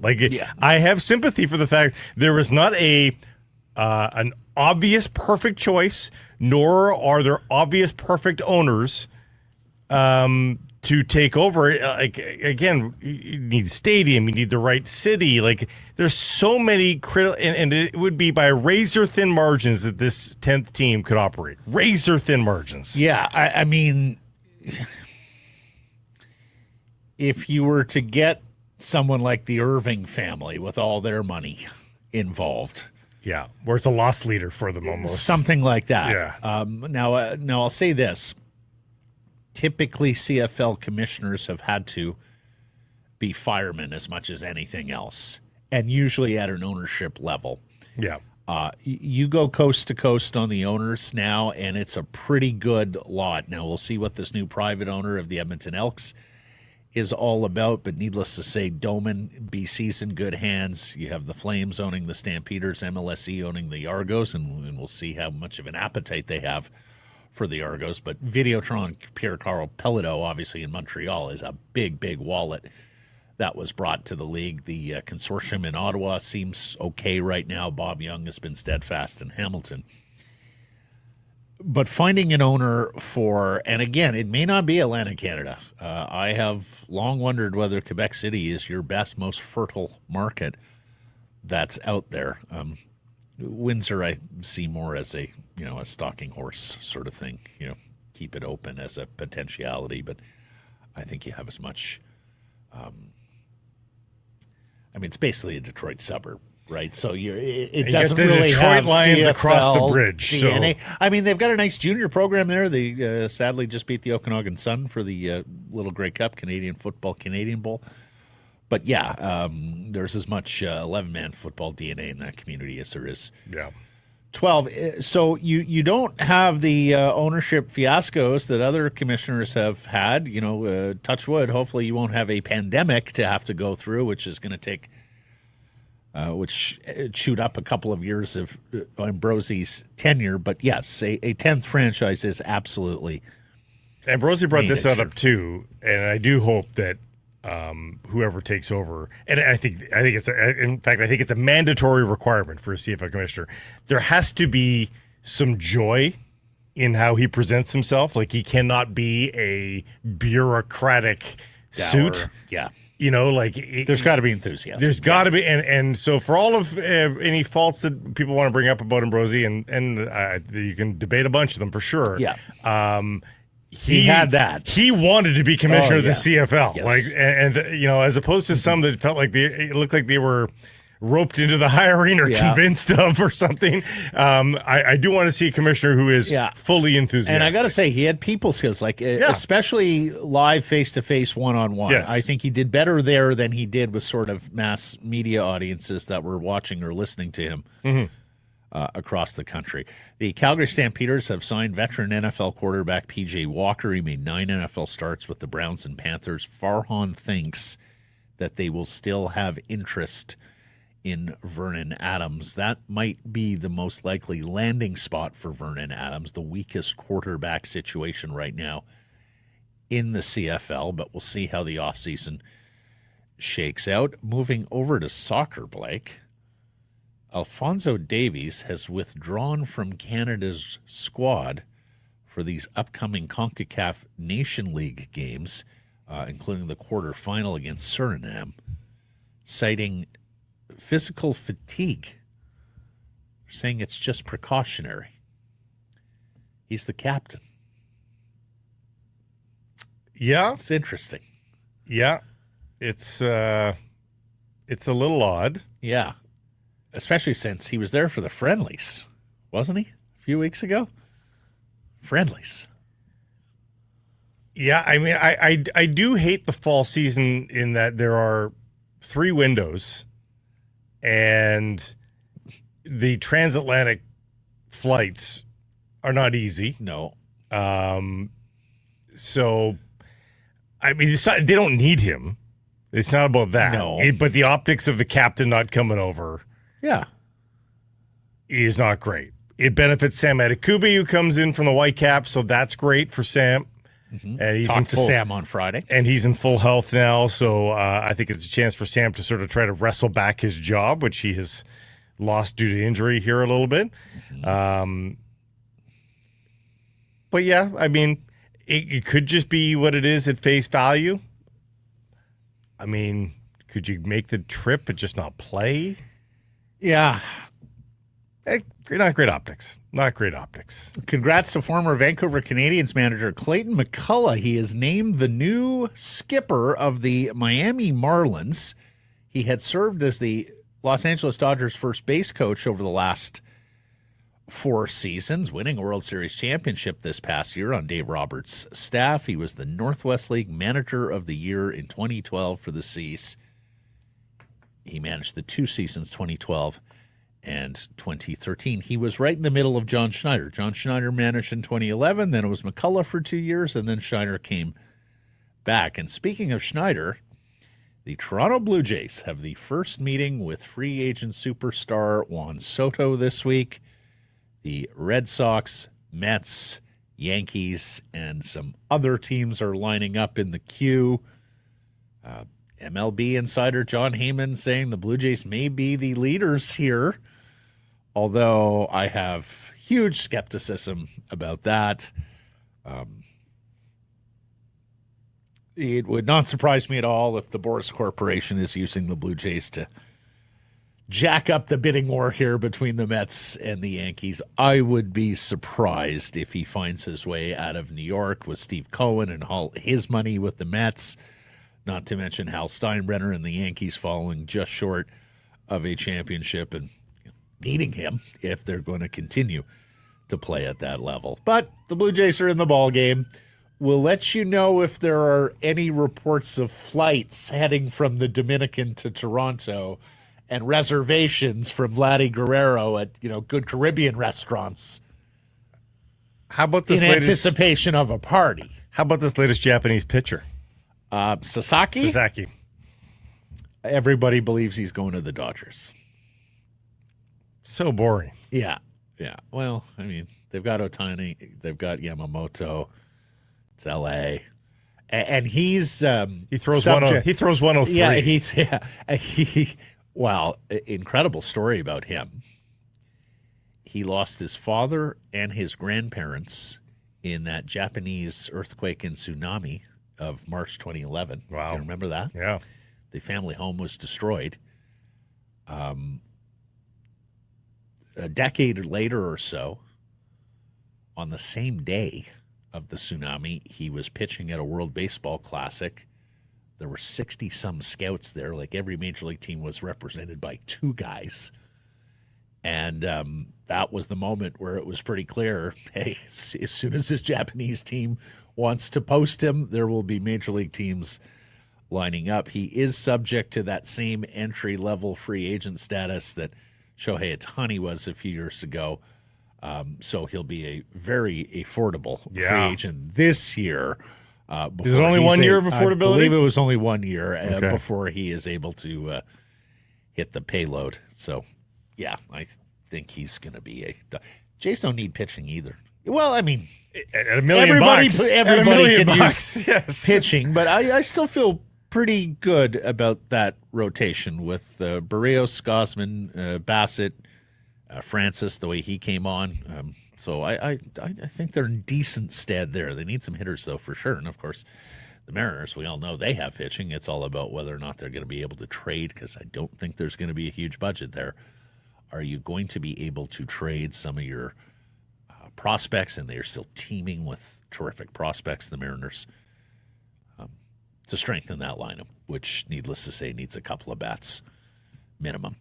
Was trading Daniel Sprong and promoting Jonathan Lekkerimäki the right call? Our Surrey Mitsubishi poll question from Monday, Blake. The people said? They said yes. Correct. Percentage? 80. 82. Ryan should have kept them both. Yeah, there was a world where he could have kept them both. Bobby, management must have something cooking behind the scenes. Upgrade on the decor, question mark. I wondered about that too, Bobby, but it doesn't seem to be the case, at least not immediately. Jackson said, I voted yes, but I didn't hate Sprong in a fourth-line role. Word is he was promised higher up, and Tocchet wasn't able to give that to him, but I thought his offensive skill was valuable in depth, so I'm 50-50 on giving him away. And then Deedlebug says, trading Sprong was the right call. I'm not convinced recalling Lekkerimaki is what's best for him. Yeah, I sense some trepidation there in the market that this is perhaps a little bit soon. Errors and omissions, Blake, and it's a short list.